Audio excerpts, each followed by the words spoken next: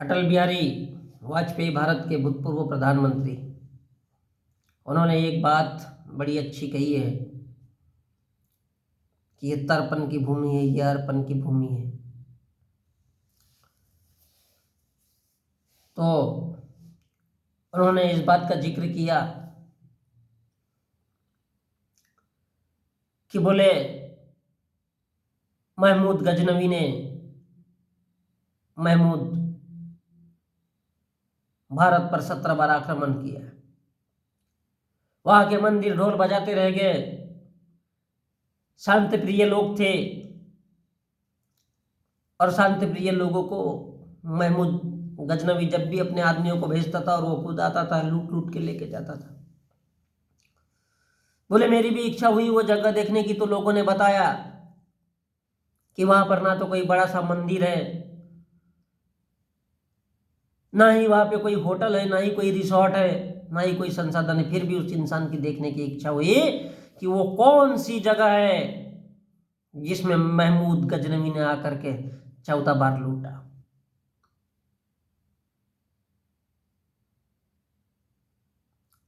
मैं क्या कह रहा हूं, इस देश के लोगों को मैसेज, और वो आगे कहता है अटल बिहारी वाजपेयी कि हम वो लोग हैं जिसने भारत के बहुत बड़े तबके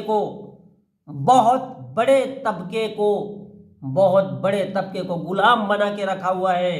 और वो कौन है जिसने भारत को और सोमनाथ मंदिर को 14 बार लूटा है। उसके कहने का संकेत देखिए, अटल बिहारी वाजपेयी का। उसको मालूम है अटल बिहारी वाजपेयी को अपना इतिहास, कि ब्राह्मण जब इतिहास लिखता है तो झूठ झपट लिखता है,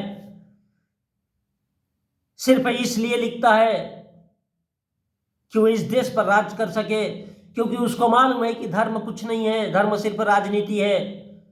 लोगों को उल्लू कैसे बनाना है और लोगों के माध्यम से ही उन पे शासन कैसा करना है, ऐसे धर्म का फैलाव लोगों के बीच कैसा करना है, यह अटल बिहारी वाजपेयी को अच्छी तरह से मालूम था। तो उसके कहने का मतलब था कि भारत में बुद्धवादी सभ्यता भी इस देश में हावी रही है। सर्वप्रथम भारत में अगर कुछ पैदा हुआ है तो वो बुद्ध और उसके मानने वाले लोग, और उसके बाद में मौर्य काल में जब सम्राट अशोक आया तो उसने पूरी दुनिया पे उसको बिछा दिया, अपनी पुत्री को, अपने पुत्र को इस काम के लिए न्यौछावर कर दिया। उसने नहीं सोचा कि मैं मेरी बेटी को इस फील्ड में क्यों डालूं। आज हमारे देश का हर इंसान सोचता है, अगर गौतम अडानी सा है या अमित शाह है तो सोचता है कि मैं मेरे बेटे को, राजनीति में नहीं होने के बावजूद भी वो क्रिकेट का अध्यक्ष बना देता है। क्यों? क्योंकि उसके हाथ में पावर, सत्ता है।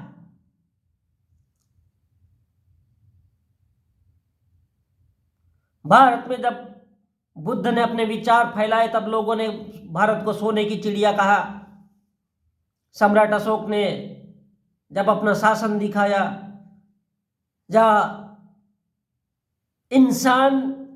इंसान से किस प्रकार से मोहब्बत करता है ये दिखाया,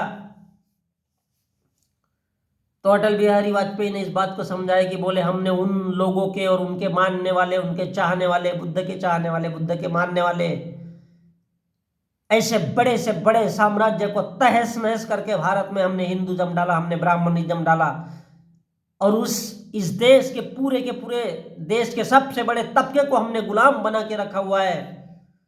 तो ये कौन है मोहम्मद गजनवी, जिसने 17 बार उसको लूट लिया। बोले आखिर उसकी हिम्मत कैसे हुई। ये सोचने वाली बात है।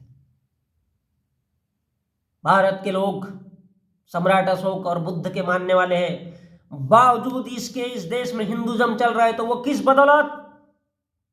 क्योंकि कायर है साले इस देश के लोग।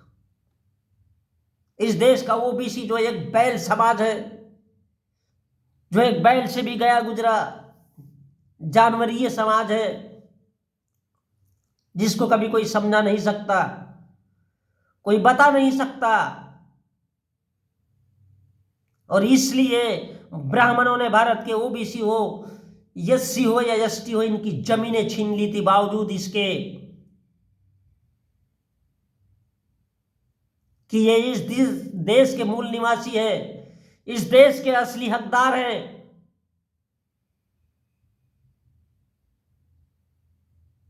लेकिन इनका आज क्या है? कुछ भी नहीं। जब बौद्ध भारत पे ब्राह्मणों ने अपना कब्जा किया, भारत में हिंदू सभ्यता उपजी, सनातनी धर्म का राज था भारत में, राजे महाराजे थे तो वो ब्राह्मणों की राय लेते थे। ब्राह्मणों ने इतना दबदबा कर लिया था, और उसके बाद भारत में मुसलमान आए तो उनकी फट गई कि बोले साला इन लोगों ने कैसा किया।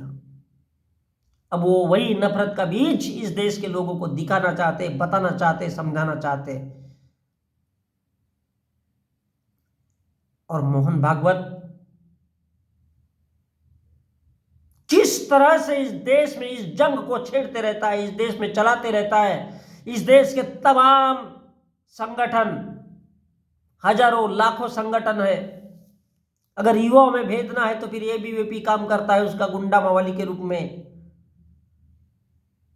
बावजूद इसके उन लोगों का शासन चलता है। भारत का सुप्रीम कोर्ट क्या करता है? वो भी सोचता है कि साला भारत का संविधान गया भाड़ में, हमको क्या लेना देना है, हम तो अपने बीवी बच्चे पालेंगे, 6 घंटे की 8 घंटे की नौकरी करेंगे और अपने घर चले जाएंगे। हम क्यों इन लोगों के लिए अपना सिरदर्द पालेंगे?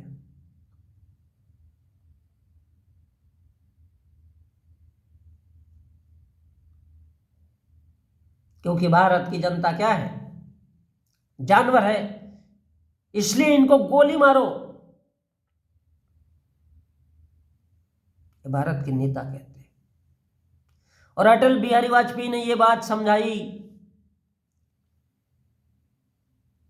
क्या, कि हमने इस देश के बहुत बड़े तबके को, और भारत के प्रधानमंत्री नरेंद्र मोदी ने भी यह बात साफ कर दी कि हमने धारा के विपरीत धारा चलवाई है। भैया ये देश तो बुद्ध का है, इस देश के कण कण में बुद्ध है। बावजूद इसके इस देश में हमारा कोई कुछ उखाड़ नहीं सकता। क्यों? क्योंकि इस देश के लोग बुजदिल हैं। इस देश का सबसे बड़ा तबका जिसको हमने गुलाम बना के रखा है वो कौन है? इस देश का अनुसूचित जाति वर्ग का इंसान, इस देश का अनुसूचित जनजाति का इंसान, इस देश का अन्य पिछड़ा वर्ग का इंसान। साला इनके इतने बड़े पावरफुल तबके को जब हम गुलाम बना के रख सकते हैं तो मोहम्मद गौरी हमारे लिए क्या है? उसने कैसे हमारे ब्राह्मण भारत पे कब्जा कर लिया और मुसलमानों ने कैसे कब्जा कर लिया? 600 से 800 साल भारत में मुसलमानों का शासन क्यों रहा? यह अटल बिहारी वाजपेयी की सोच थी।